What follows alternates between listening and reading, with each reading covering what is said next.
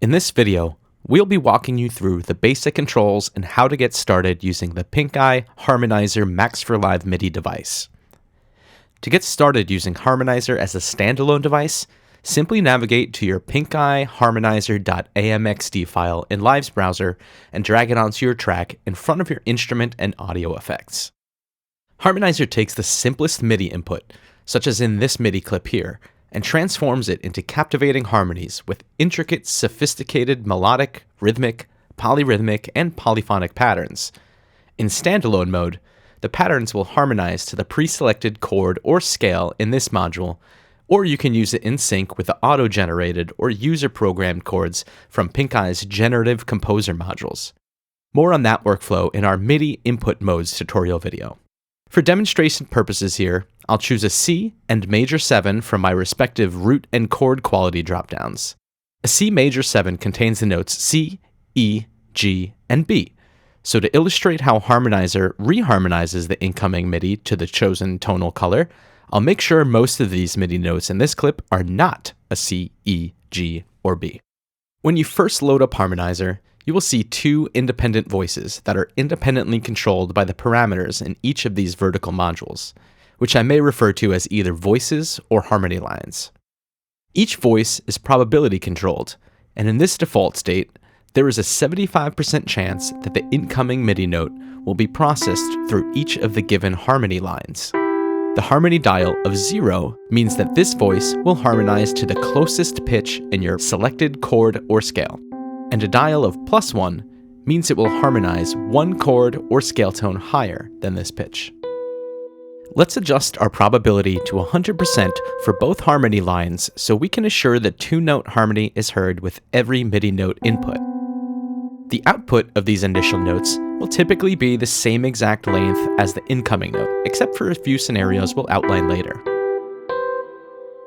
You can choose to offset the start of any harmonized notes. The MS note toggle under the offset header allows you to offset the note by a fixed millisecond amount or by a note value synced to Live's tempo. Let's explore offsetting the higher pitch harmony by a couple milliseconds to create a grace note articulation. Here, I'll change my harmony dial to increase the pitch of this offset note to 3 chord tones above. Now let's try changing the offset to sync with Live's tempo and explore some different offset note values.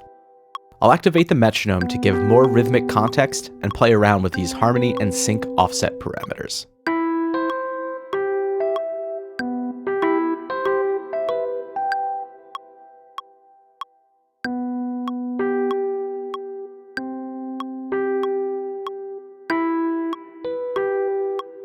The lower half of each harmony line's UI, that is, under the delay header, are controls to introduce MIDI delay lines to each voice.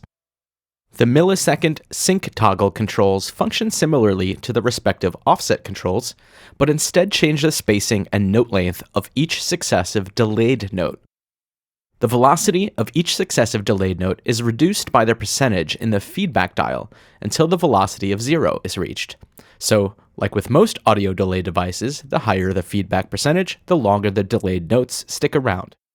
The velocity sensitivity of your synthesizer or sampler play an important role in shaping the effect of these controls on the resulting sound. The lower velocity sensitivity, the more similar the loudness and intensity of your delayed notes as compared to your incoming note. The higher the sensitivity, the greater the difference. Here I'm using Live's Velocity MIDI device to demonstrate this for you. Changes to the leap dial affect the pitch of each successive note in the MIDI delay line, such that a leap of 1 increases the pitch of each successive note by 1 chord or scale tone, until you surpass the upper and lower bounds of your standard 88-key MIDI keyboard. So, it's possible you no longer hear notes on your delay line if you have a high feedback percentage, but the delayed notes go beyond our musical pitch range.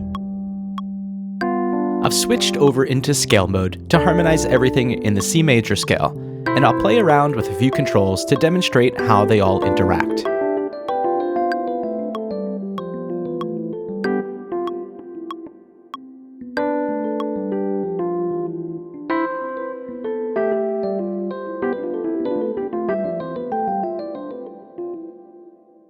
The icons in the lower bar of each harmony line, add, copy, randomize, mute, and remove from right to left, make it extremely easy and fun to engage with different possibilities. You can use up to 9 harmony lines or independent voices in a single harmonizer module, allowing for some truly wild and inconceivable possibilities. Sometimes, as you add more and more harmony lines, overlapping note ons and offs from these different voices create some truly interesting and desirable results. I'll engage with various controls here through the rest of this tutorial so you can hear how each small change affects the overall output. I highly recommend diving through the presets in the lower left of the Harmonizer device to start giving you a launching pad from which to explore the incredible power and diversity this tool can offer.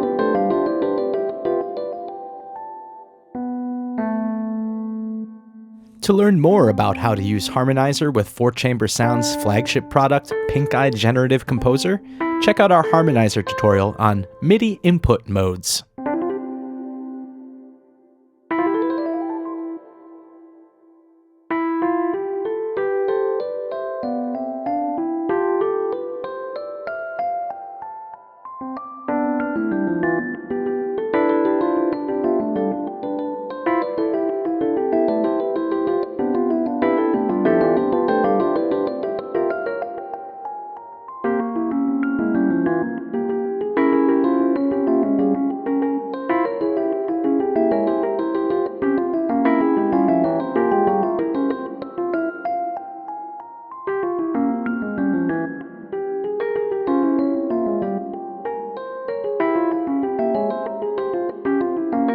Thanks for watching this tutorial. Be sure to subscribe to our channel for new tutorials, tips, and features involving both PinkAI HarmonAIzer and Generative Composer, as well as for our content showcases, where these modules are exclusively used to demonstrate just the tip of the iceberg of musical possibilities.